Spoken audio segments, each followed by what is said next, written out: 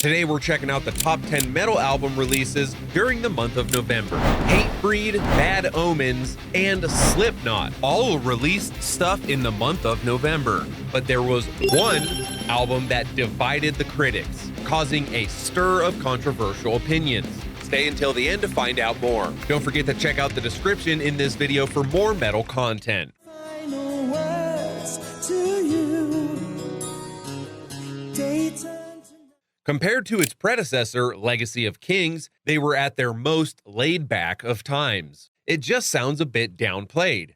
Hammerfall's album titled Renegade, released in November of 2001, saw the band really lacking. The drums sound great in the album Renegade, but there's a lack of variety and a lack of standout moments.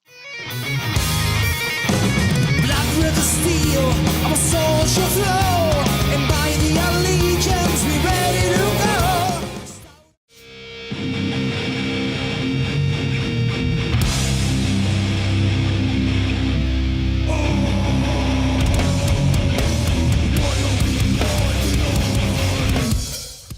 After two outstanding album releases since 2009, resonating with old fans might be difficult, but the songs Cling to Life, Instinctive, and Let Them All Rot proved us all wrong. This was a very strong album from Hatebreed.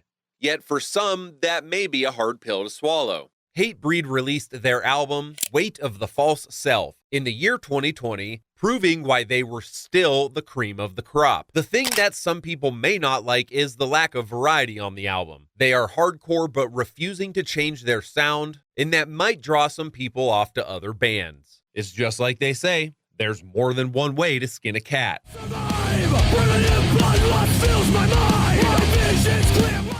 This one is kind of like a trip back to the 70s. We've already covered a few women of doom, and this time we won't forget about Boris. Reincarnation Rose was a single for an EP that was released in November of 2021. She has a unique twist on psychedelic, drone, and experimental rock. Reincarnation Rose is a rejuvenated, buzzed out track.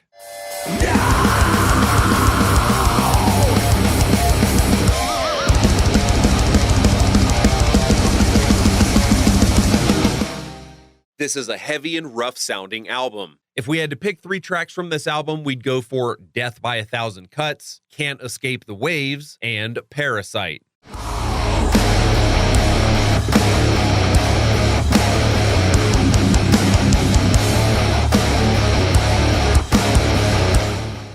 The band came back from their previous poppier sounding albums into this one, recording with a much heavier attitude. Bullet for My Valentine returned to their true form with a fresh perspective on metalcore. This album's also a production masterpiece, and it's simply one of the best metalcore albums in recent times.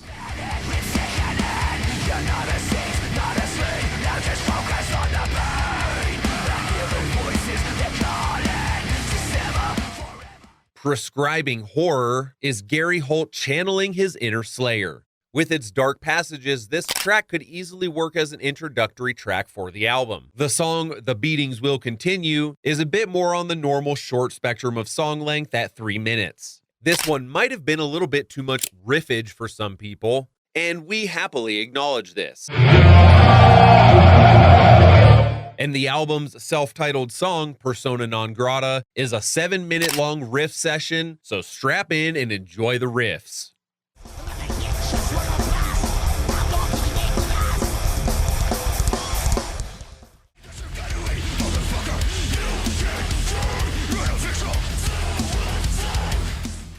You could say it's metal pop at its finest. The title song, The Death of Peace of Mind, has really catchy hooks and breathy vocals. This all makes it a super emotional and intricate track.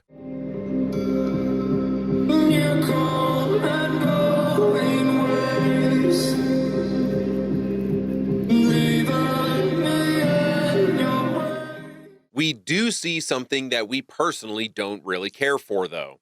Bad Omens released the single titled The Death of Peace of Mind in November of 2021. They soon after released the self-titled album The Death of Peace of Mind, which went on to become the band's most important album. We don't love metal, moving on to this pop direction.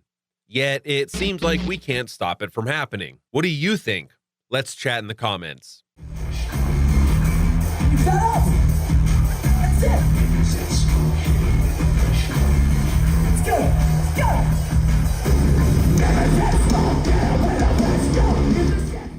Continuing with modern bands, the song Echo Chamber is a bouncy and fun track to listen to, although the underlying message and lyrics to the song are quite deep.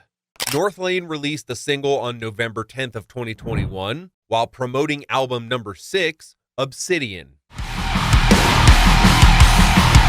When Echo Chamber released, the band revealed the name of the album, the track list, and the cover art for the album. In 2020, System of a Down returned, but only with this message. We, as System of a Down, have just released new music for the first time in 15 years. The time to do so is now, as together, the four of us have something extremely important to say as a unified voice. These two songs, Protect the Land and Genocidal Humanoids, both speak of a dire and serious war being perpetrated upon our cultural homelands of Artsakh and Armenia. Not a lot to say here, go listen to these songs.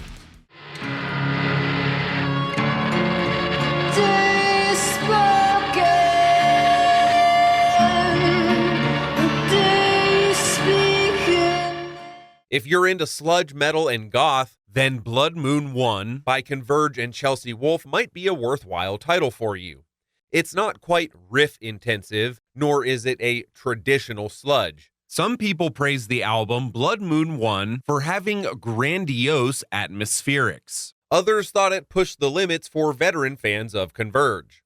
But there were also a certain amount of people who thought this was nothing but a corny album and that it offered nothing new at all. But it takes on these core elements quite well, all backed up by a dragging sensation of gothic and melodic moods by Chelsea Wolfe. All the while, Converge reigns in chaos.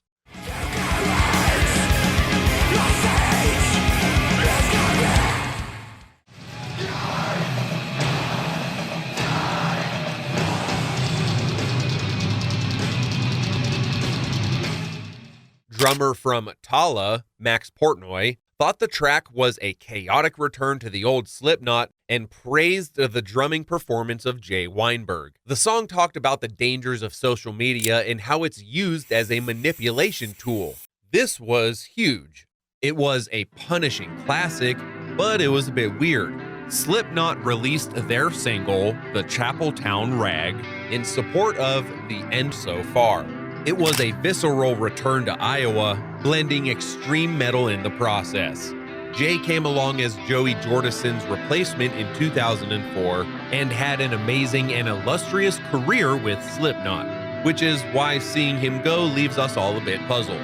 The band recently fired Jay Weinberg over a creative decision, which absolutely begged for an in-depth questioning.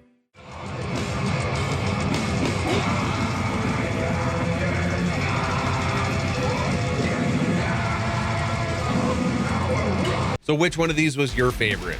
Let us know in the comments, and thank you so much for watching. If you liked the video, don't forget to give it a thumbs up, and if you already haven't, please subscribe to the channel with notifications. Remember, stay metal.